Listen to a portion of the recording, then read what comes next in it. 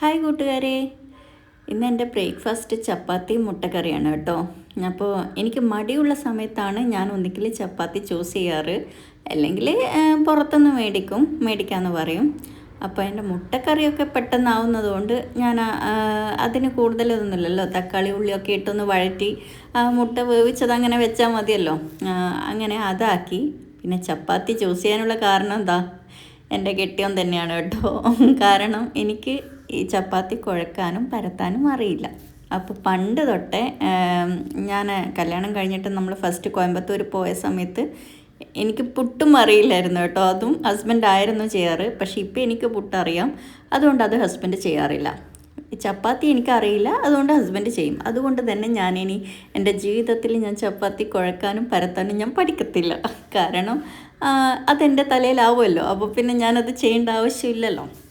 അങ്ങനെ അപ്പോൾ ഇങ്ങനെ ചില ഐഡിയാസൊക്കെ ആർക്കെങ്കിലും വേണമെങ്കിൽ പറഞ്ഞുതരാം കേട്ടോ. പിന്നെ അങ്ങനെ ചപ്പാത്തിയൊക്കെ ഞാനിങ്ങനെ ആക്കി വെച്ചിട്ടുണ്ട്. പിന്നെ ലാസ്റ്റത്തെ ഒരു ചപ്പാത്തി അത് അല്ലുവിന് തന്നെ ആക്കണം. ചപ്പാത്തി ആണെങ്കിൽ അവൾക്കൊരു ചപ്പാത്തി ആക്കണം എന്നുള്ളത് അവൾക്ക് നിർബന്ധമായിട്ടുള്ള കാര്യമാണ്. ഞാൻ അവളോട് വേണ്ടാന്ന് പറഞ്ഞു കഴിഞ്ഞാലും അത് അവൾക്ക് ചെയ്യണം. പിന്നെ കുഴപ്പമൊന്നുമില്ല കേട്ടോ, അവൾ നല്ലോണം ശ്രദ്ധിക്കും. കൈയൊന്നും തട്ടാതെ തന്നെ അവൾ ശ്രദ്ധിച്ചോളും. പിന്നെ ഞാനും ഉണ്ടാവുമല്ലോ, ഞാനും നോക്കുന്നുണ്ടല്ലോ. അത്യാവശ്യം അവിടെ ഇവിടെയൊക്കെ കരിഞ്ഞിട്ടുണ്ട്, എങ്കിലും കുഴപ്പമില്ല, നല്ല ചപ്പാത്തി തന്നെയാണ്. അപ്പോൾ അവൾക്ക് അത് ഭയങ്കര ഒരു സാറ്റിസ്ഫാക്ഷൻ കേട്ടോ. അവൾ ഉണ്ടാക്കിയ ചപ്പാത്തി എനിക്ക് തന്നെ തരണം എന്നൊക്കെ പറഞ്ഞിട്ട്, പക്ഷെ അത് പ്രേമാൻ തോന്നുന്നു തിന്നത്. അങ്ങനെ അവളുടെ ഭാഗമൊക്കെ ഉണ്ടാക്കിയിട്ട് പോയി. പിന്നെ ഞാൻ വിചാരിച്ചു അപ്പം തന്നെ അങ്ങ് ക്ലീൻ ചെയ്ത് വെച്ച് കഴിഞ്ഞാൽ ആ ഒരു ഭാഗം നീറ്റായല്ലോ. അങ്ങനെ ആ ഒരു ഭാഗം ചപ്പാത്തി ഉണ്ടാക്കി ആ ഒരു ഏരിയ ഫുൾ നീറ്റാക്കി. പിന്നെ മുട്ടക്കറിയും ചപ്പാത്തിയും മാത്രം ആക്കിയിട്ട് വെച്ചു.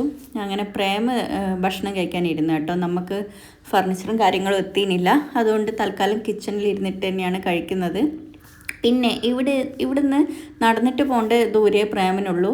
മേലെ തന്നെയാണ്, വില്ലേൻ്റെ മേലെ തന്നെയാണ് ബ്രാഞ്ച് വരുന്നത്. അതുകൊണ്ട് അങ്ങനെ പോയി. പിന്നെ അല്ലുവിനോട് കൈയൊക്കെ വാഷ് ചെയ്ത് വന്ന് ഭക്ഷണം കഴിക്കാൻ പറഞ്ഞു.